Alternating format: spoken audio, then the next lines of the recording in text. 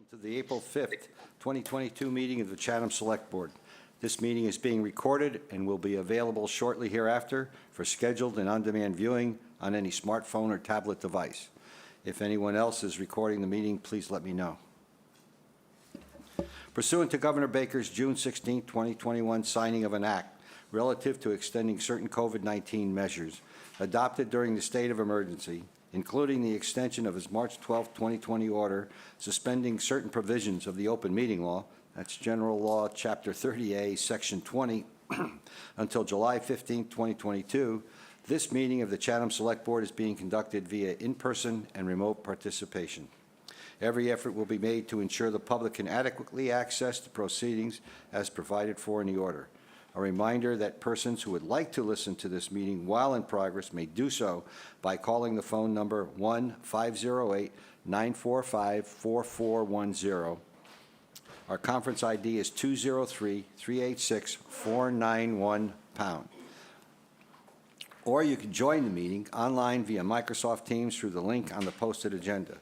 While this is a live broadcast and simulcast on Channel 18, despite our best efforts, we may not be able to provide it for real-time access. We will post a record of this meeting on the town's website as soon as possible. Again, welcome everyone. Just a reminder, please mute your mic and turn off your camera until you're recognized by the chair.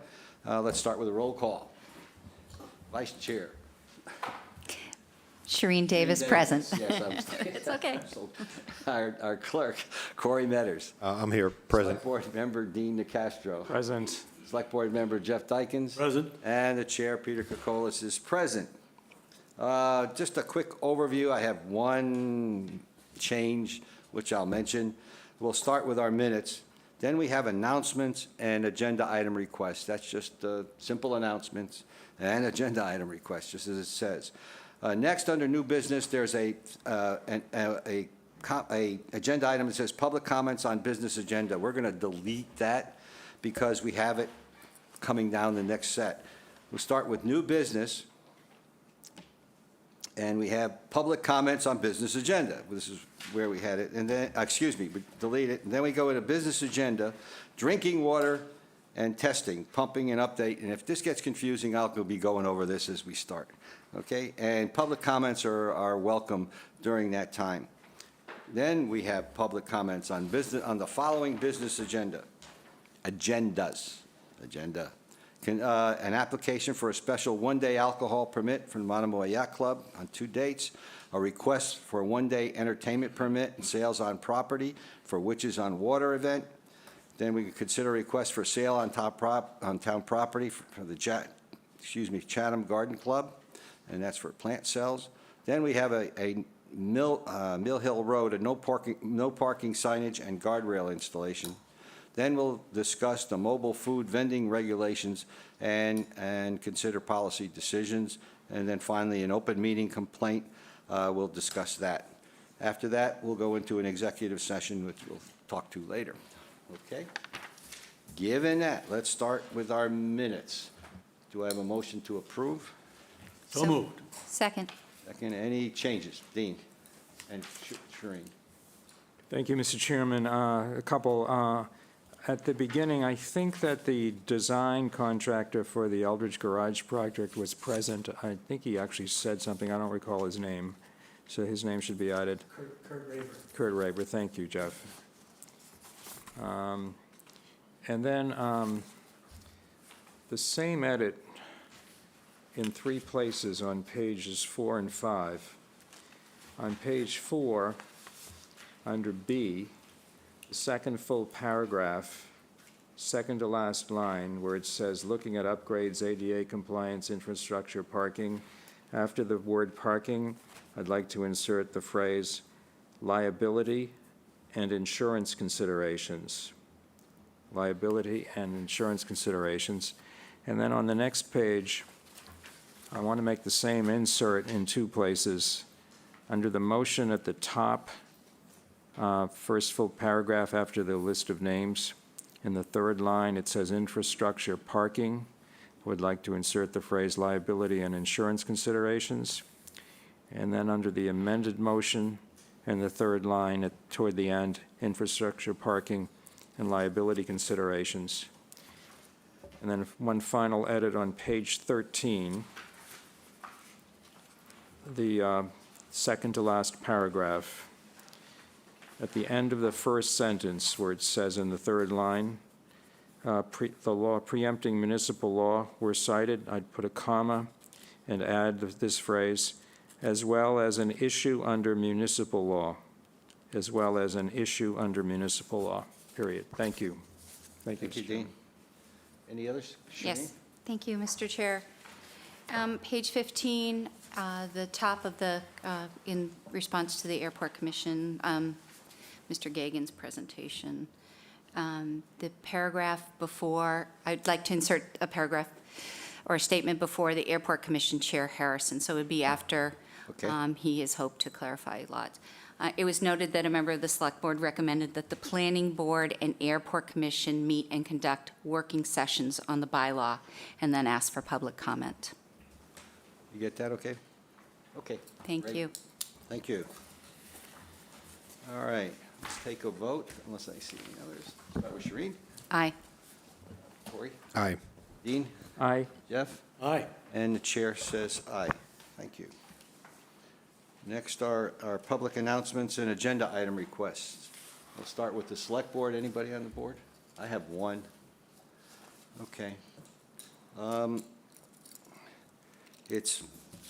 sound like a travel agent, just putting Chatham on the map again. I have this thing that pops up for me. Anyway, CBI is on Condé Nast Gold List. It's top 45 resorts in the world. It's referred to as the Cape's Grand Dame, right? A resort. It's the only resort in New England to be put on that list. It's one of 14 in the U.S., Canada, and Caribbean. And the comments, I put a couple of comments together. It's easy walking distance to charming Chatham. So we're on the map again. Okay, anything from the staff? No. No? Any public agenda items or requests? And seeing none, then let's continue. Up next is our drinking water and testing pumping update. Welcome, Tom. Nice seeing you again. Good evening. Thank you, Mr. Chair. Thank you, Select Board. And, I'd like to start off, as indicated in my agenda report, the pumpage for the month of March, from March 1st to the 29th, is approximately 5% less than the same time last year, which is great for us. The wells are running between 3 and 5 hours per day currently. We've entered well 6 back into the water distribution system. Well 4, Indian Hill, is pumping about 450 gallons per minute into the distribution system. And the next round of PFAS testing took place today for well 4, excuse me. With respect to well 5 in the agenda report, the temporary treatment for that, the filter vessel is scheduled for delivery for Friday, April 9th. Currently, but I think what they're going to do is they're going to pour the cement pad and try to have that all squared away and cured for a few days, and then probably have it delivered mid to late week, just to let that cure and set up. Weston and Sampson CM, our crew will be out there for the temporary modifications to the pipes for that facility, for the temporary work, which is scheduled for 3 to 4 weeks to take place.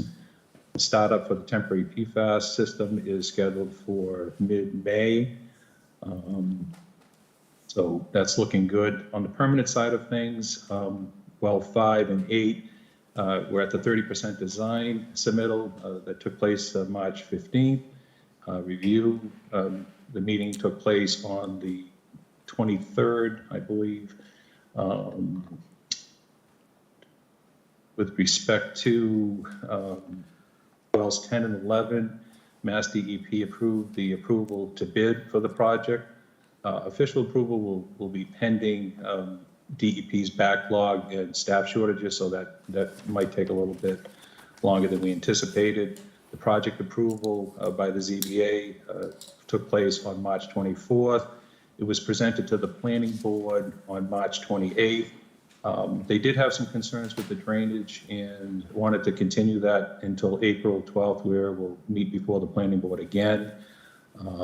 Weston and Sampson will get the general contractor bids in hand to try to get us a feeling where we are with respect to the inflation that's impacting the construction pricing.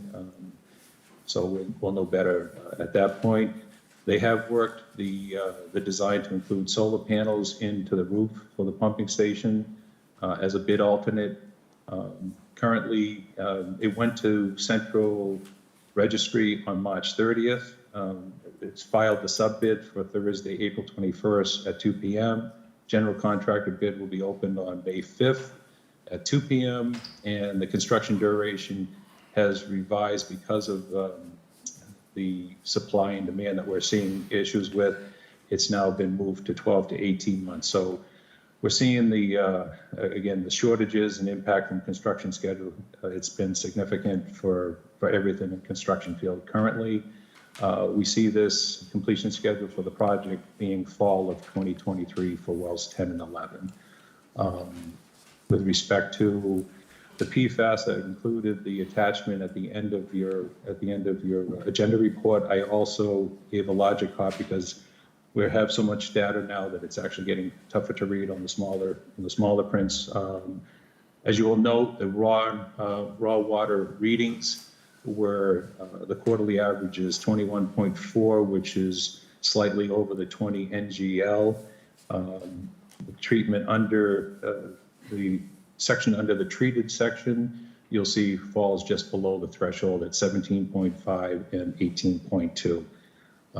At this point in time, I can certainly answer any questions that anybody might have with respect to the agenda items that I just mentioned. Hey, thank you, Tom. Would you do me a favor, and I should have said this sooner, would you introduce yourself so we have it on record?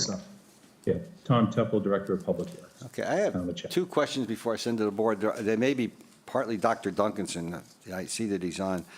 So you just mentioned the testing, and number 8, you know, the testing is sort of going up and down. But the difference between raw and filtered, you know, explain why that would be different, one. And then the second is, how's our aquifer doing with the rain that we've had? So those 2.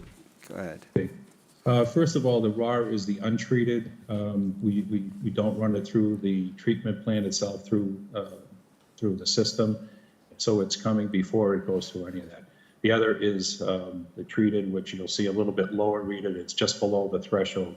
But we've been seeing those readings up and down for the 8, you know, definitely higher on the raw side of things, consistently since our sampling in January.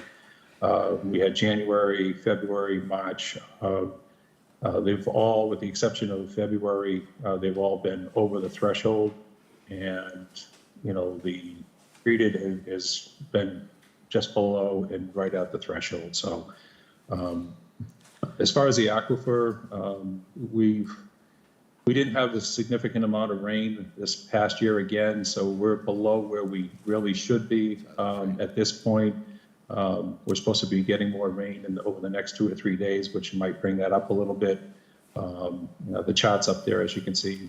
Thank you for pulling that up, if that's Dr. Bob. We will be coming back before the select board as well as the Water and Sewer Advisory Board to probably just keep in place at the next meeting the restrictions that we currently have for water usage. And, you know, if you have any other questions, I can certainly answer them. Okay, thank you. Anyone from the board? Dean and then Jeff. Yeah, thank you, Mr. Chairman. Tom or Bob, what are the current restrictions for outside watering that are currently in place? Did we put a permanent ban? It wasn't optional, as I recall. Is that still in place?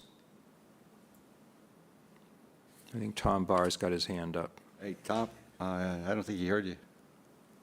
Oh, Hey, there guys. he is, Tom Barr. Yeah, so as of right now, the mandatory water restrictions that were put in last year have not been rescinded. So we are still in mandatory no outdoor watering. Okay. So that's where we are, so. The other question, thank you, Tom, to Tom Temple. You noted that with respect to wells 10 and 11, the zoning board of appeals approved the project on the 24th of March. And you have a planning board presentation. What is the role of the planning board in this? Why is there planning board jurisdiction over this? Do you know? I wasn't able to sit in. I had to join the meeting late for that because I had a meeting that was happening at the same time. But it's my understanding they had some issues with respect to the runoff from the roadway as part of the design. I don't know that they have jurisdiction over that. I believe that we'll address it before the next meeting with our consultant engineer and make sure we have all the numbers available for them. But if we had any issues like we did at the water treatment plant, there were other options that we could have used instead of the section that we were paving. We also had used at the water treatment facility the impervious pavement so that the water could go through and it wasn't going to be a runoff issue. So I'll know better once I go ahead and see the report that we'd be submitting to them before the next meeting, but I really wasn't available at that point in time. I see Dr. Duncanson has his hand up. Maybe he can answer the question. I'm trying to find out why is the planning board involved in It's a this? site plan review. Site plan? Yeah. That's they would have Robert jurisdiction Director over of the Health and site Natural plan. Resources. Okay. ahead, It Bob. was before the planning board for site plan approval. And why was it before the zoning board? Did you need a special permit? Yes. Okay. Thank you very Yep. much. Okay. Thank you, Dean. Jeff? Yeah, thank you, Mr. Chairman. Just, Tom, our 3 to 5 hours pumping a day, how does that compare to where we were last year? Are we pumping less hours a day to get our yield of water that we need? Yeah, we're approximately, right now, we're currently 5% less than we were at the same time last year, which is great. People have really cut back on the pumpage usage that they did, even during the summertime. And hopefully we can get through that same time frame. I think it's important to recognize that where we don't have the groundwater that we should at this point in time, with well 5 and 8 offline, and we're not going to get well 5 back on with that temporary system until the middle to end of May. I think it's important that we stand the same ground that we're at right now and try to maintain that same level of usage. That way there we don't run into any problems, especially with 5 and 8 out of the mix at this time. Yeah, good point. And we don't have to do anything, just keep the mandatory strictures in place. We'd have to rescind those in order to change anything. So if we just keep them in place, we'll be in the same spot. I think that's probably circumspect, and that's what we ought to do. And then I had a comment on the water levels look a little better. Is there any reason to have some optimism? I guess that's for Dr. Bob. Yeah, there has been some minimal rebound in groundwater levels. Let me show that figure again. Yeah.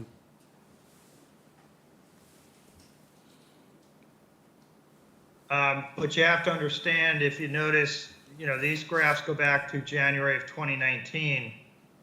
And, even though there's been a rebound so far this year, we're still starting out significantly lower than we would normally be starting out at. And that's what's of concern, especially if you see the Brewster one, which is the main well, monitoring well that's used by a lot of the water systems in this part of the Cape. It's way below where it normally would be, even though it is having that, that kind of late spring, late winter, early spring rebound. It's starting out so low compared to where it normally would be starting. And that's the concern that, even if we get a little bit of a rebound, if we do end up with another hot, dry summer like we had last year, things will be just as bad because we're starting out from so low. The incline from last July, August, though, is somewhat comforting to to a neophyte here. And then, Bob, we were going to do test holes to see if we could try to locate the PFAS. So where are we on that initiative? We are still working on that. I actually had a conversation with a consultant about that earlier today.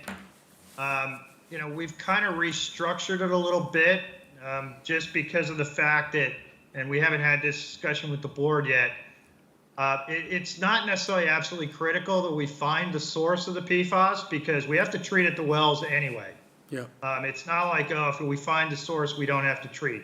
We have to treat at the wells anyway.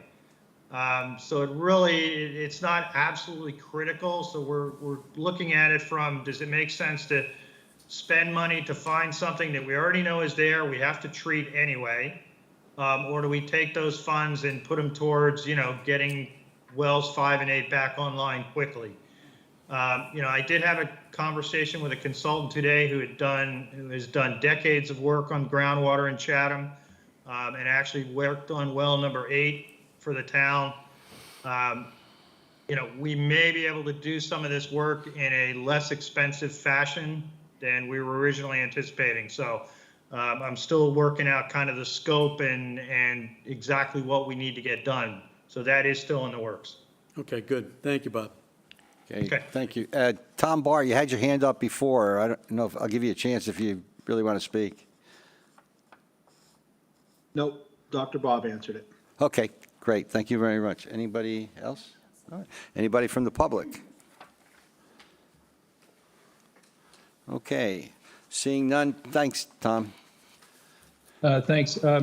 Mr. Chair, if I could add one more thing. Sure. The only thing I didn't mention was the Bridge Street job. The water main replacement, the water, the sewer, and the drainage installation that we did out there. You'll notice that there's a long trench that goes just about where we left the sewer stub for 90 Bridge Street. The intent is we're going to be out there milling and resurfacing the entire roadway from the new bridge abutment all the way back to Stage Harbor. So we end up with a nice finished product. I didn't want people to think that was going to be left with a trench looking Mr. facade when it's done. So I just wanted to add that as well. Okay, thanks, Tom. Shireen has a question. Yeah, Tom, thanks. When is that milling going to start? That's going to take place on the week of May 9th. We're trying to get it done on, before the May holiday. So they're trying to free up. So a lot of folks are putting their boats and sailboats in the water early, beginning, right after the April. So have you had a conversation with the marina that's there about that timeline? Not yet. No, Okay. we're trying to work with them. If we can get them in earlier, we're trying to work with I believe it's my understanding that the paving companies are going to be opening up their doors on either Friday or Monday of this week coming. So now that we know the expected time for opening, I'll get in touch with the contractor and see if we can get it sooner than later. And I'll work with the marina to make sure that we're not going to mess up their, getting the boats back into the water. Thank you. Yeah, thank you. Anyone else? I guess that's it, Tom. Thanks very much.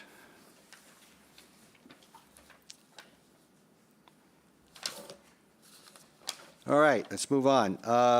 Next are public comments on the following business agenda items. Let me make one comment up front, though, first. If you're presenting or the applicant for the issue, I'll read some names that are on my agenda so you know. Denise Murphy, but I see Jim's here. Jim Doggart. You wait until the agenda item. You don't have to speak now, okay? Same with Joanne Erickson, Donna Mayoka, okay? Lieutenant Andrews, thank you. And that's it. And if you're representing any of those people or you're part of the agenda item, then you can speak during the agenda item, okay? So what I'm asking for are public comments on the following agenda, and we'll go down each one. Anyone like to speak on special one-day alcohol permits on Monomoy Yacht Club? Okay, anyone like to speak on a request for a one-day entertainment permit, which is on water? Okay. Joelle, and you'll speak when the agenda item comes up. Yeah, you're all set. Okay. A request for sale on town property, the Chatham Garden Club. Are you presenting? Well, I'm just here to get permission to use the, I'm sorry. I'm just here, this is my first time, so. That's okay. I'm just here because I believe I'm supposed to ask permission for us to use the. front Okay, you'll do lawn. that when I come up to it on the agenda, okay? Okay. No, that's fine. Anyone want to speak on the Mill Hill Road? We're putting up, potentially putting up parking signage and guardrail installation. And I don't see anyone on the line either. And then mobile food vending regulations. We're going to consider a policy decision tonight. Hopefully, we'll come up with some. Do I see a hand? There we are. Please go to the, if you'd like to speak now. Yeah, you can go up now. Just make sure you introduce yourself. There should be a little green light on the bottom of the stand that's on, right? It is, yes. That's it. Hi, my name's Barry Desolets. I live on Old Mill Road in North Chatham, and I also have a business at 400 Main. It's called the Colors of Chatham. And one of the things I want to discuss about the food trucks is I'm hoping that we can spread it around town, because what's happening to us down at 400 Main is we're kind of isolated. You know, we don't have a sidewalk on our side of the street, and we also have paid parking, which is very different than the rest of the town. So we've been isolated. So I'm hoping that either we can put a food truck down in the public lot, or for those special event nights, we can relax the regulations as far as food trucks on private property. Because we could have a truck on 400, we could have a truck across the street at Cape Life. So those are my hopes. And on a side note, I understand the building, Mermaids on Main, has been sold, and that a developer wants to go forward with that. I hope if that goes through and the developer takes it, that you'll work with the developer to develop a sidewalk to connect the rest of Main Street to 400 Main. So that's just a side note to keep in mind. Thank you very much. Mr. Appreciate Chairman? it. Mr. Chairman? Yes. May I ask? Oh, hang on a second. You have a question. Hi. Hi, I just wanted to ask a question. Sure. You mentioned Cape Life, I guess. Cape Life, yeah. Are they amenable to having a food truck on their property? Have you talked with them? Or? I think they are. The tenant doesn't own the property. I mean, the Okay. tenant absolutely would like to have a band and a food truck. Okay. And I know the landlord for 400 Main is on the line at this meeting, so she can address 400 Main as well. Okay, and when you reference the public lot, you mean the Eldridge Garage lot? Yes. Okay. Yes, absolutely. Thank you. Absolutely. I have two hands up, and let me stay here for a second. Anyone else in the room? No. Okay. On the way it came in on mine, it's Kristen Mueller first, and then Mary Kavanaugh. So, Kristen.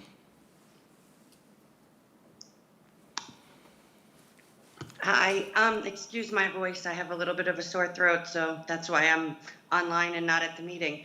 I am the landlord at 400 Main. I just wanted to branch off of what Barry just spoke on. We are more than amenable to having a food truck on our property if the regulations get written as such. It is my understanding that the way that the current town regulations are written, food trucks on private property are regulated differently than on public property, and that was something that came up in the planning meeting a couple of months ago. Excuse me, for these special event nights, I would request that if possible, that get changed, because unless the town wants to put it in the public lot across the street, which I'm certainly, happy to have happen, if we need someplace at our end of town for there to be a truck, I'm more than happy to have it on our property. It is extremely evident from talking to people around town that on special event nights, especially things like Mondays on Main, people want portable, inexpensive, quick food. The restaurants are always busy and will remain busy. This is not going to hurt any of their business. but the rest of the people that are walking around town and want to be able to keep walking need something quick and fast and inexpensive, especially the young families that come with their kids and don't necessarily want to go sit down to a served meal in a restaurant. So if the situation arises where the trucks are allowed on private property, I would be more than happy to allow it on my property. Thank you very much. Just introduce yourself, please. I'm sorry, Kristen Muller. I am the landlord at 400 Main Street. Thank you very much. Appreciate it. Thank you. Okay, Mary Kavanaugh from Chamber. Thank you, Mr. Chair. Mary Kavanaugh from the Chatham Chamber and Merchants Association. And I just wanted to, echo what both Barry and Kristen have just said. We are hopeful that for our events that are coming up this summer, particularly Mondays on Main, the food trucks can be treated the same way they're treated for similar events that we have throughout the year, like the Oktoberfest and First Night events, either having food trucks on private property or in the public lots like we do for other events throughout the year. So I just wanted to echo their thoughts on that as well. Thank you, Mary. Anyone else? I don't see anyone. Okay. And we have an open meeting law complaint which we will discuss. Okay. Thank you, everyone, for your comments. Let's go on with our agenda.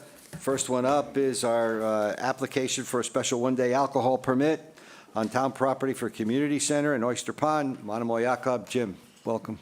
And introduce yourself there.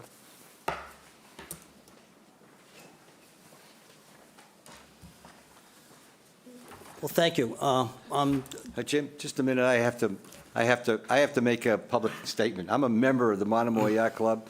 I'm not on the board. I don't have any voting position. I just want to make that that comment. Okay, thank you.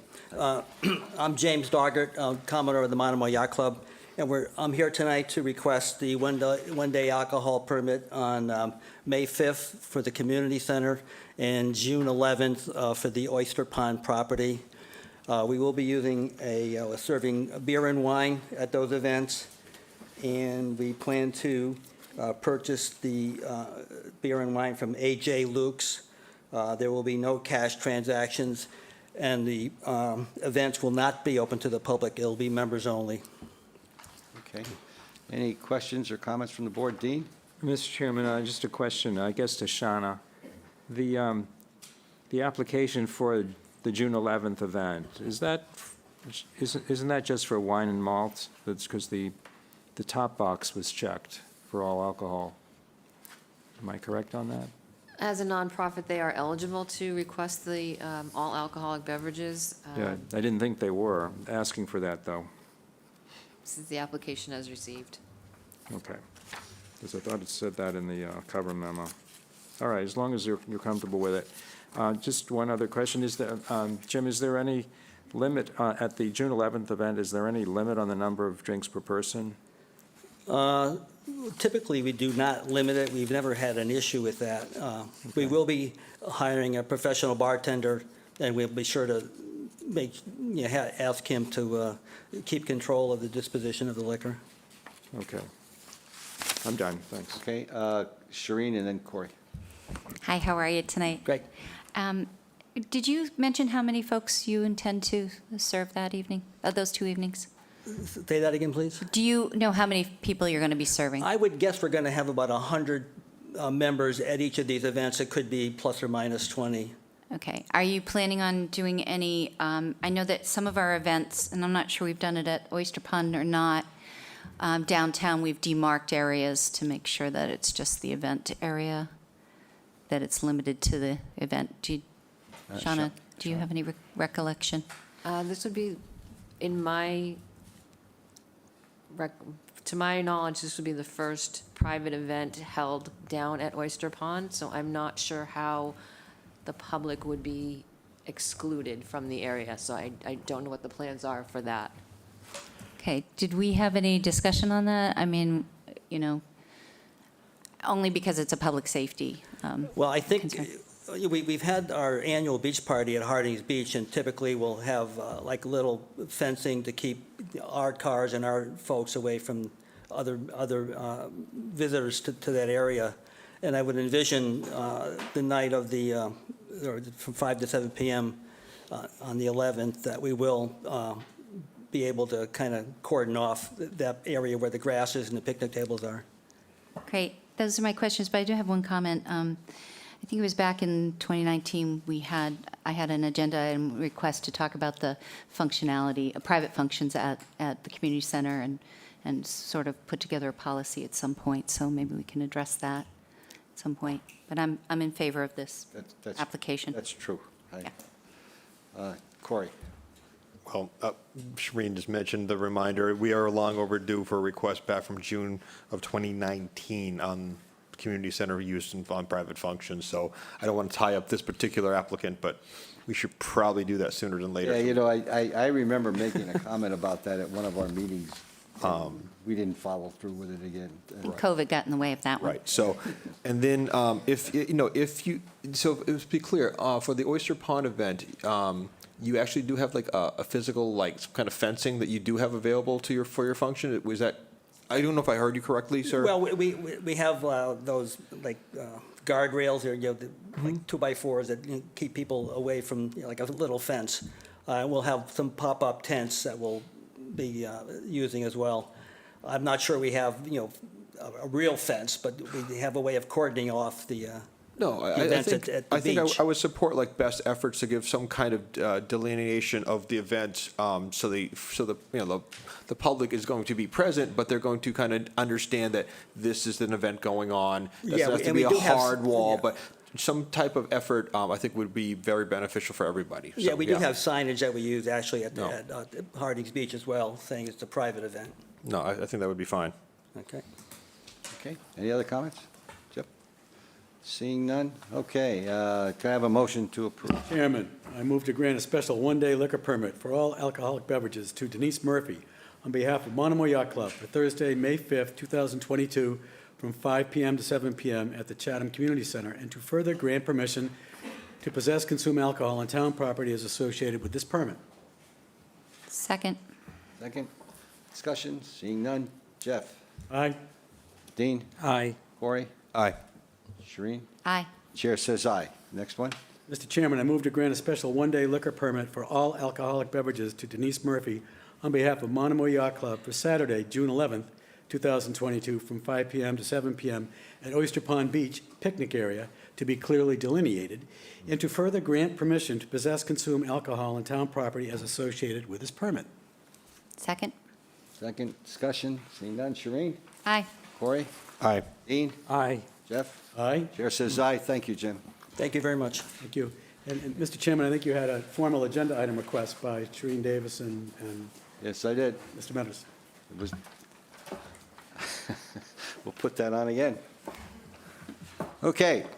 Next up is consider request for a one-day entertainment permit, which is on water again. Joellen Erickson.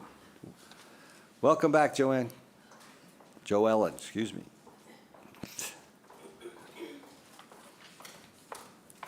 Good evening, everyone, and thank you for allowing us to be here tonight. I'm Joellen Erickson. I am the president and co-founder of Witches on the Water, and we are beyond excited to be back again looking for approval for this year's event. Last year was a tremendous success. We had raised over $21,000 for the Family Pantry of Cape Cod, and the event was just, touch wood, it was smooth sailing. Everything went off without a hitch. And we're back again. We'd like to have the event on October 1st. We've already been in front of Parks and Rec with flying colors, which was terrific. So we're here tonight to talk to you about having food trucks on the site. Last year, you granted us approval for one, which we were very grateful. This year, we're actually requesting two. We had quite the crowd there, and there was plenty of room to host the two.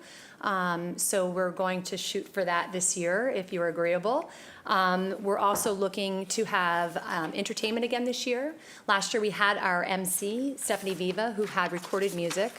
This year, we would like to ask not only to have Stephanie there, but also in collaboration with a band as well during the event. And then finally, we're asking for approval to sell our Witches on the Water merchandise, i.e. T-shirts, bumpers, stickers, and other nonprofit merchandise. Thank you. Sure. Just make a comment. It's interesting that we had a club that came doing a sort of a private, a yacht club, doing a private event. This is a public event that was brought out to us by some of the comments we heard about food trucks. And it fits into our category, a number of events that we have over the year, which does not include Mondays on Main, but it does include Witches on the Water. So according to our bylaw, they're allowed a food truck and so forth, but they still have to come before the Board of Selectmen. So, having said that, any comments? Corey? Very minor, please humor me, and Of course. very supportive of the event. You know, you've done this in the past, so, I think yeah, very supportive. Just a question for Shauna on mechanics of language. And if I'm wrong on this, I don't remember the term contracted, because if we have a potential motion, I move to grant permission to 2 food trucks contracted by Witches and Walk, Witches on Water. That language for me I don't recall that we use that particular phrasing. Is it different? Is it the same sentiment that we're posting through, or is it a change in language? It's the same sentiment. We do not want to give vendors with food trucks the impression that they can just show up and vend at the event. It has to be someone that the organizers contact and ask to be present. Oh, so this is a clear change to kind of clarify what the process is. It was this language was used last year for this event, yes. Okay, so I wasn't losing my mind. All No. right, thank you. That's all I want to know. Okay, any other comments? Shereen? So who is your benefactor this year? It's a great question. This year, our recipient is the Cape Wellness Collaborative. And for folks who might not know who the Cape Wellness Collaborative is, I have some pulled up quick little stats too. They're free of charge integrative wellness therapies and support for anyone in our community facing cancer. So to date, if you look on their website, it's staggering what they've done so far. They've already helped over 1,378 clients with integrative therapies, and also have served over 4,966 meals to either these folks or their caregivers or children. So quite an organization that's growing by leaps and bounds, really helping our community, and we're thrilled to be fundraising for them this year. Joellen, do you know who the band is that's going to play? Well, I don't know if Sarah's watching, Right. but I'm really hoping, no. We don't know yet who that is, so I put a to be determined on that. Are you going to require staging and time to? So what we did last year, I don't know if you were at our event last year, but we wasn't. had our MC, Stephanie was on a flatbed, so we brought the flatbed in, and we would use pretty much that same setup. And what's your expectations on how many people are going to? Well, because this sounds like a little more ramped up event than last Yes, year, and you were we're successful. hoping. We had about 38, do I have that right, Susan? Witches on the Water registered participants. And again, this is a registered event, so folks have to register ahead of time. There is a participation fee, and then they have a minimum fundraising amount as well. So we'll know ahead of time what our number is. We did max out at 75 for registrations. Last year, we didn't meet that. We were a little late to the gate, but we are hoping to have that this year. And I suspect there was probably a little over 100 people on the beach watching the spectacle on the water, which really did add to raising the funds that we did that day, which is pretty incredible. And we did have the one food truck there last year. So in the parking, we've already coordinated with fire department, police department, and harbor master again on the ordinance. And any of our overflow parking went behind the Orpheum, and we had our detail there. Didn't seem to have any issues, so that would be our strategy again this year, if we were lucky enough to do this. Great, thank you. Yep. Anyone else? Jeff? Joan Allen, is this your only event? This is it. This is your fundraiser for the year? That's correct. We do little things throughout the year just as a board, but this is it. This is our big fundraiser. And we do not have a rain date, same as last year. It's we really hope that Mother Nature will agree with us this year with a little less wind than last year. Yeah. But it made for good photo ops for the paper, but. Thank you. All right, thank you. I'm going to ask Shauna, that just so we know, what comes up with, quote, amplified music? Yes. There's always a noise ordinance that we have to worry about. Would you mention what that is? Sure, it's 200 feet from the event. So you can't hear from 200 feet from the event? Yeah. Okay. Right. Okay, because otherwise, We have to keep it low. yeah. Gotcha. Okay. Gotcha. Any other comments, questions? No. No? How about, we have three motions. Shereen? Mr. Chair, I move to grant a one-day entertainment permit to Joe Ellen Erickson on behalf of Witches on the Water Incorporated for Saturday, October 1st, 2022, from 10 a.m. to 2 p.m. for outdoor amplified music and announcements at Oyster Pond Beach and parking lot. Okay, discussion, seeing none. Shereen? Aye. Corey? Aye. Dean? Aye. Jeff? Aye. Chair says aye. Number Thank two. Mr. Chair, I move to grant Witches on Water Incorporated permission for sales on town property for their nonprofits merchandise. Second, okay, discussion, seeing none. Jeff? Aye. Dean? Aye. Corey? Aye. Shereen? Aye. Chair says aye. One more. Mr. Chair, I move to grant permission for two food trucks contracted by Witches on the Water, Inc. to vend at Oyster Pond on Saturday, October 1st, 2022, from 10 a.m. to 2 p.m. Food trucks must depart the parking lot no later than 3 p.m. Second.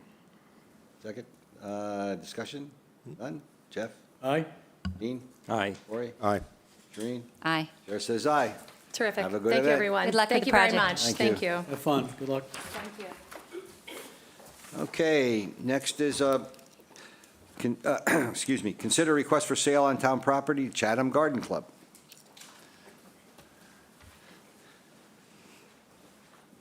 Welcome, Donna. Good evening. My name is Donna Mayoka, representing the Chatham Garden Club, and we'd like permission to use the front lawn of the community center for a plant sale on Saturday, June 4th, 9 to 1. Okay, any questions? Shereen? And I see that your setup is starting at 7 a.m. and you're going to break down by 2 p.m. Is that the plan? Yes, this is my first time, so we may be there a little earlier than 7, depending on how many plants we have.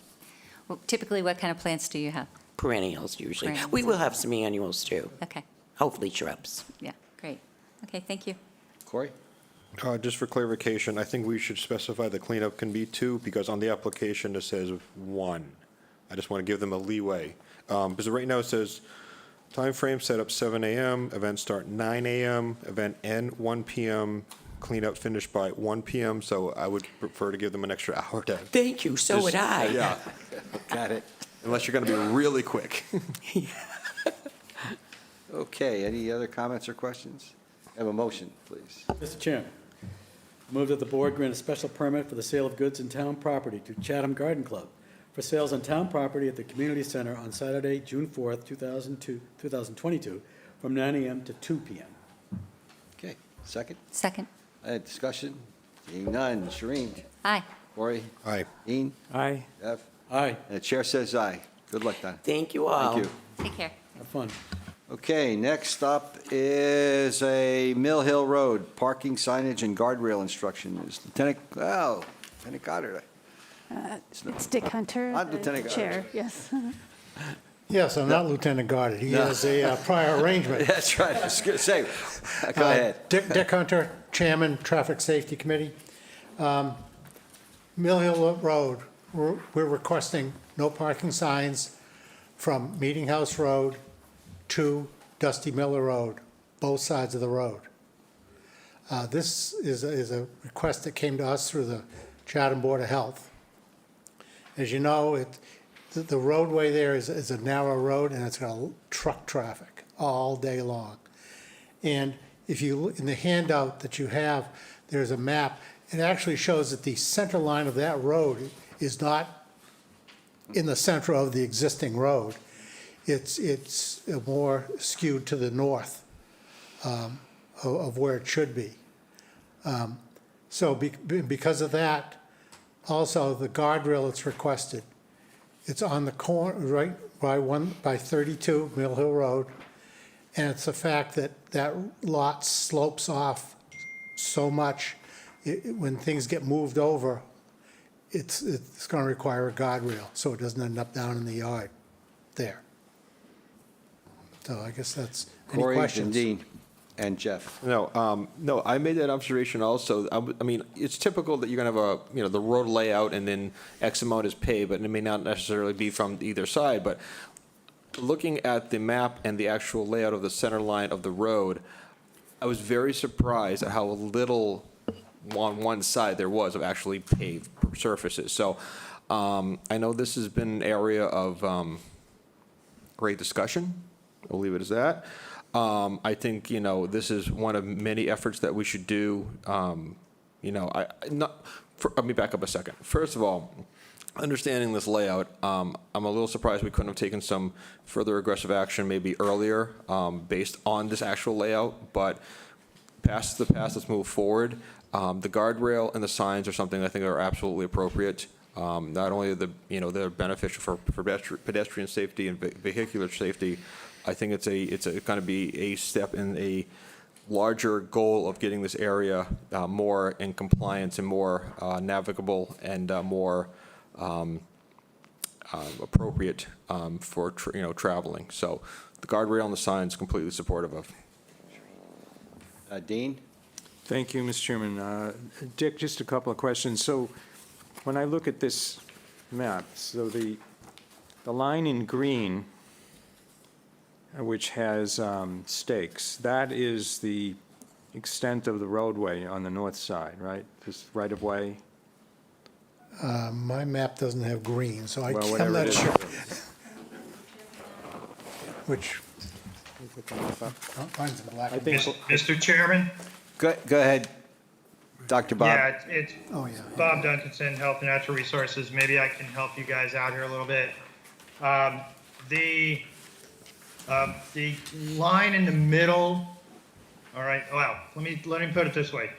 The lines on the two outside lines are the limit of the road layout, or the property lines, if you will. The one on the north side with the arrows in it is bold-faced, just because that was the property of interest to the Board of Health at the time. The line in the center that says center line of road, that is actually the center line of the road layout, not the paved road itself, but actually the road layout. So it's basically the road in that area, it's a 50-foot right-of-way, and so you basically have 25 feet on either side of the center line of the road layout, not the paved surface. And clearly you can see that the paved surface is actually skewed to the south side more than being quite in the center of the road layout. so the town, Oh, go ahead, Bob, I'm sorry. Please finish. yeah, no, I'm done. Go ahead. So the town, the town actually legally owns the 50 feet? Yes. Okay. That is the road layout. Do yes. we know when that paved road went into place? I do not. I can certainly find out, but I That's- do not know offhand. Hey, excuse me, Dean, I was going to say, he's showing the map now, and I was trying to get it online. I think that's Jeff's. Is that Jeff? Oh. Yeah. Okay, So, go ahead. I'm sorry, Dean, I apologize. That's okay. So,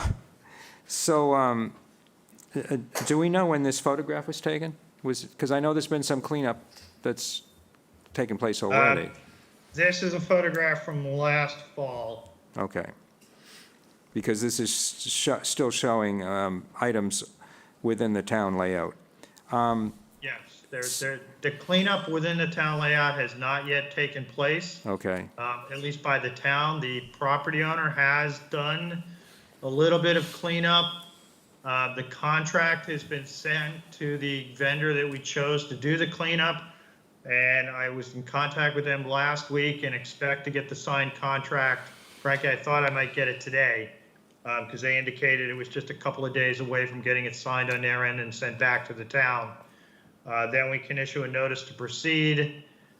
They need to give us 1 week's notice of when they actually schedule the cleanup. And they have, once we issue the notice to proceed, they have 21 days to actually do the cleanup. They've estimated it'll probably take them 2 to 3 days to do it. There is a little less material out there now. Some of it has just frankly been moved back, but it is still within the road layout. so when you say the cleanup that this contractor is going to do, that's the cleanup within the roadway, within the layout? Within the road layout. Yep, Okay. within the road layout, within town property. Yes. Okay, because I had a call yesterday from a neighbor who was concerned that, with the level of progress in cleaning this up over many years, not just the recent times. Very supportive of the town going ahead and cleaning this up. And this individual mentioned that there was a Winnebago parked, I think actually on the paved surface, and contacted the police department and was told that that could not be removed. Is that because we didn't have the signs up yet? I was going to ask Andy Goddard this question, but. Yeah, I can't answer that. No, I know. Your background is in the other area of public safety, not the police. But I see, do we know why, Bob? That's what I was told. Yeah, I was in contact with the police department last week as soon as I spotted the Winnebago. And I emailed Andy, and I expected to get, a 1 or 2 sentence email back saying, yes, we're aware of it, we're dealing with it. I got back about a page explanation. This Winnebago has a convoluted history as to how it got here and what its status is, who actually owns it. And I know Andy is working on trying to get that all clarified. A number of tow companies were contacted and they refused to tow it because they are just concerned that if they tow it, they're just going to end up with it in their yard. And, right now the title is not clear, and so they have to deal with a number of issues. So unfortunately, it didn't turn out to be as simple as I think we all thought it might be to get it out of there. But the PD is still looking into it and trying to figure out the best way to deal with that. Okay. Does it have license plates on it? Current license plate? Do you know? That I don't know offhand. I don't remember Okay. because I took 1 or 2 pictures and I didn't zero in on the plates. I suggested to the person who called me that it might have been related to the fact that the signs haven't been posted, no parking signs. Because I know the police chief has told me that in the past about other streets in town. They can't enforce something if there's no sign up, noticing people. Dick, where are the signs and the guardrail are obviously going to go on the north side of that road, the side And of the signs will go on the south side also. South side. No parking will be on both sides of the road. No parking on either side. Right. Okay. Thank you very much. I'm supportive of this. Thank you. Okay, and Jeff and then Shereen. Thank you, Mr. Chairman. Thank you, Dick. Now, this layout is very informative. I had no idea that the roadway continued that far to the north. And I'm heartened to see that, we're going to put guardrails there, and it's going to need it. It drops off kind of precipitously to the north there, number one. Number two, I have some minor concern about no parking on the other side. I see cars parked there now, or at least in this picture. I mean, have we approached the folks on the south side at all? I mean, is that those driveways or what? I mean, I see 2 vehicles. In this one picture, I'd have to go up there and take another look, but, I mean, Well, I don't want to create an issue on the south side. I know when we looked at the fact that the lots on the south side are fairly large lots, and it seemed like there was off-street parking available. Yeah. But the issue is the truck traffic, and if all of a sudden, if everything would have been parked on the north side, now it's on the south side, you still get the same problem with the truck traffic being not flowing well through there. And frankly, the trucks don't crawl through there. No. Then it's heavy traffic there, and some of them are very big trucks. On the north side, Dr. Duncanson, the piece between the end of the pavement and the right-of-way, or where the line is for the roadway, is that the area we intend to clean up? Yes, we're going to be cleaning up anything that is basically on the road side of that darker, heavier green line there, which is the road layout. Yes. Okay. Yep. And has that been surveyed and staked and everything? That's what you have in front of you. Okay, yes, good. That was the plan that the surveyor did. They put stakes in along that road layout. They also put those circles that are kind of in the center line of the layout. Those are actually spikes that were put in the road. So if the stakes disappeared, we could still make accurate measurements as to exactly where the edge of the road layout was. Oh, but I tell you, this is very enlightening. Very, very much appreciated. And I'd like to comment, this is not the only layout on our roads that Yeah. You know, when you've got certain roads that have got, 60-foot wide layouts, and if you actually went and put stakes out, you'd find that hedges, fences, everything under the sun is in that layout, so. And we run into it all the time when we're talking about no parking or people looking for sidewalks and things. Our committee is always asking for, well, what's the layout? Perhaps you remember the sidewalks in Stage Harbor Road discussion. Tom Temple has his hand up. Tom? Oh, wait a minute. Go ahead. you. Are you okay, Shereen, if I? Yeah. Okay. Tom?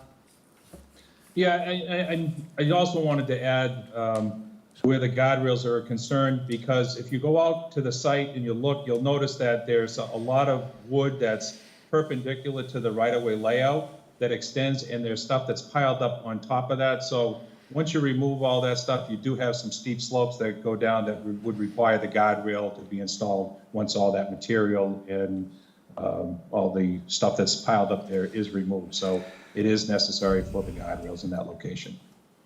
Thanks, Tom. Shereen? Thank you, Mr. Chair. I'm sure that the neighbors are going to be very happy about the cleanup and whatnot. I just, on the south side, the no parking signs are going to go all the way to Dusty Miller, just to Dusty Miller, even on the south side, correct? Yes, correct. So have neighbors been notified that this is going to happen? Has anybody reached out, Tom? Anybody? I mean, are they aware of the project going on at all? Other than our public postings, no. Other than your public postings of your Right. committee meetings, okay. I want to make sure I understand this, because I would think like, oh, okay, I have a piece of property here, and I want to be able to pull a car in front of my yard if I have some extra people that are in, visiting my house. Is that going to be impeded by those signs at all? Are they going to be, restricted from parking on the road, is what you're saying, completely on the south side? Yes. And you're saying that's because of the width of the road, and it's a necessity to the safety of the Correct. trafficway? Okay, all right, just so, because I have a feeling we'll be getting phone calls, I want to be able to articulate that, to the best of our ability as well, that that's the rationale behind it. But I really, when we're making these bigger impacts to neighborhoods, I think we really, as a town, should be courteous to the neighbors and be able to talk to them about what's going on in their neighborhoods. I think it would be helpful. Corey? Yeah, I'm just going to follow up on that, but, I think we might want to prepare ourselves for some feedback and opposition of what I think we're going to propose tonight. We do need to balance, I do see some vehicles in this picture that are parked within the roadway. One appears to be in a driveway off the paved surface. So by traditional use, probably not an issue. The property owner would need to make some adjustments. It looks like there's another vehicle that's parked in the roadway, but possibly not in front of their actual property. It could be to the adjacent property, if I'm looking at the property lines correctly. So I do think we need to prepare ourselves for some, follow-up comments, and if something is deemed appropriate as further review, we'll deal with that down the road. But I understand we're trying to deal with the public's pedestrian safety and the vehicular safety, because with the TW Nickerson operation down there, big old trucks go down there, dump trucks, pickup trucks, flatbeds, et cetera. So this is not just standard vehicles going up and down there. We got some heavy-duty vehicles, so we need to lean on the side of safety for this one. I think you'll find, though, in the delineation of the roadway, but I think the signs will be on the existing road. So, like the cars that are parked on the end of the driveways will actually, they're off the road, Not be impacted. and they won't be impacted. Right, good for clarity. Okay. I'm just to state the obvious, the paved roadway is what's shown here. There's nothing underneath the dirt that's to the north that's paved, right? I mean, that's, Correct. I yeah, mean, it's- that's what I thought. So It that's is the what it is, the paved best you can- roadway, period. Right. Okay. Dean? Well, I was going to ask, in light of what Shireen and Corey were bringing up about the neighbors. Is it possible that we could send letters to the property owners on this street, just informing them of what we're doing and what the rationale is, so they understand? The town manager is nodding approval, so Yes, maybe we could do that. Yeah. So I just had one other question. So the actual paved width is, I'm guessing, about 25 feet total. Is that about right, Tom? Tom's frozen. Yes, that's approximately right. So you could have two trucks going in opposite directions, passing one another. Yeah, currently, the way it is with the cars parked out on the road, they have to hold up and wait until the other car goes by so they can make it safely through. Yeah. So Okay. the no parking would definitely help the two-way traffic for the company down the end, so. Okay. All right, thank you. Okay. Any other comments or questions? I need a motion. Chairman? Go ahead. So I move that the board approve the recommendations of the Chatham Traffic Safety Committee for no installation of no parking signs and guardrail on Mill Hill Road as presented. Okay. Second. Second. Any other discussions? Let's take a vote. Shireen? Aye. Corey? Aye. Dean? Aye. Jeff? Aye. And the chair says aye. Thank you, Dick. Great, thank you. All right. Now we go to our, consider our food truck regulations, and I'd like to start with just a overview by Shauna, if we could, please. And I think she wants us to have a decision, some decisions by now. Go ahead. So this is our next step in hopefully having drafted regulations for the board's consideration for implementation this summer. This is the fourth or fifth time this has come to the board. You have decided to base the town's regulations on what Needham has done in their town. You've reviewed those and had several policy questions posed as to what would be appropriate for Chatham as opposed to Needham. The board asked to have a community forum on those, to receive input on those policy decisions, which was held back in November of 2021. So returning to you tonight with the input received at the community forum, the draft regulations, again, with the same sort of policy decisions called out. And I think maybe one of the first things we could clear up is the Mondays on Main events. When they began, the chamber came to the board seeking only entertainment permits. It was just for permitting the bands on downtown on Main Street. As the event has grown and there is now interest in broadening the offerings from the Chatham Chamber and Merchants Association, the inclusion of food trucks in that event could certainly be permitted by the board under the special permit for downtown sales and outdoor sales of goods, as first night is done, as Oktoberfest is handled. So we can certainly, with the broader scope of Mondays on Main, handle that outside of the regulations, but under the existing bylaw, if that's the board's choice. So that question could be cleared up fairly easily, I think. I think it would be the staff recommendation to have any of those events exempted from the regulations, and we can certainly have language that says anything permitted under that particular bylaw could be exempt from these regulations. I think the biggest question that will help in drafting the regulations is receiving the board's policy decision on the locations, whether or not this is an activity you want to see on-street vending, such as along Main Street downtown or on any other town-owned road, or if you want it restricted to parking lots. If the board prefers to set out specific locations that you want to see the vending take place in, maybe for the first year, it can certainly be broadened in coming years, or if you want the applicants to suggest where they would like to see it.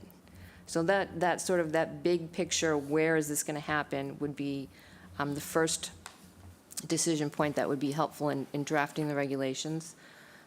Excuse me. Secondly, the question about having food trucks on private property vending to the public. It's a little different if it's on public property vending to the public, and certainly on private property for a private event, that's something we would certainly allow for weddings, birthday parties, or something like that. But that sort of gray area, if it's private property but it's open to the public, how do we, as a municipality, regulate the safety of the pedestrians accessing the private property? Do we need to have police sort of take a look at those areas, maybe traffic safety committee, to say, yes, this is appropriate, or no, this is not appropriate for a location for that to occur? Additionally, fee structures, on-season, off-season, if we want to encourage the activity in the off-season when many of our restaurants are closed, we can certainly structure fees so that they're lower, or give a broader number of locations for that activity to occur, more flexibility for the permit holder. So with that being said, those are some of the, I think, bigger decision points that need to be made tonight in order to bring back regulations to you for this season. Thank you, Shauna. There's a couple ways we could, well, okay, did Shereen, do you want to make a comment? There's one, and then Jeff. a bunch of notes, and I don't know how you want to, so why don't Why don't you let us know how you want to Yeah, proceed? it's what I was going to say. There's two ways we could go. She has a list of actions needed, and we could go down those. There's also the regulation that's there that's highlighted in yellow, which we could also go down each one of those. I think maybe we should go with the actions as they are. Jeff, go ahead. I'd like to start where kind of Shauna teed us up. So she teed us up with, let's talk about Mondays on Main, let's talk about in-season, off-season, let's talk about locations, public versus private. I think she had laid it out very nicely. So, I think Mondays on Main is easy, go. Yeah, just pick some bullet points and just kind of go down there. One, boom, boom, boom. Yep. Yep. So we have that. Yeah, that's what I was saying. We have the bullet point. That's perfect. Okay, let's start with that, and then we can talk about it. Should on-street vending be allowed, or should the activity be confined to municipal parking lots? I'll give you my first knee-jerk reaction, no. Go ahead. In Main Street. You know what? Just simple mechanics and safety measures. Our downtown parking, Main Street slots are narrow. Cars are getting bigger. Sidewalks, in some areas are fine, some areas need some attention. I think from a pure safety perspective, putting it on the main strip anywhere really would probably not be the wisest move at this moment. I think a municipal lot creates a bit of a safety barrier. We can, put a little trash receptacles, the vendor can set up and just kind of have a better layout for especially when younger kids walking around, because when you got the street, you got the road right there. I don't think you're going to have a lot of wiggle room for movement. The sidewalk can get really busy, so you're dealing with crowds. People may want to walk around the vehicle in the roadway, which is not safe. They may want to go up a little bit higher on a hill or something, which may not be safe. Little kids could step one way or another. I think just creates a little bit of a log jam scenario. So I think just purely based on safety, keeping it off the main street would be the recommendation from me, and putting it into municipal lots would make the best, at least pilot program in my position. Yeah, I agree with that. Dean? And then, I agree with everything that Corey just said. I don't think the prohibition of on-street vending should be limited to Main Street downtown. I would think any street in town. I can't imagine the police department would think it's a great idea. Yeah. Thank you. Jeff, and then Shereen? I totally agree. Shereen? Agreed. Okay. Next one, should the applicant, should the applicant propose a location, or should the board set specific locations where the activity should be allowed? I think we should decide where that's going to be. Maybe by exception, you could have some words that the applicant may want to do something, but At least that's my initial reaction, and I shouldn't say this first, but Corey, go ahead, and then Jeff. No, I think maybe we could have a determination of some areas that we've identified as appropriate. That's right. But I do think it's my opinion, is have some flexibility if a site that was presented and there was, proven that it would meet safety criteria or whatever we set up, that we have some flexibility. I don't want to just be like closed-minded and be like, absolutely not.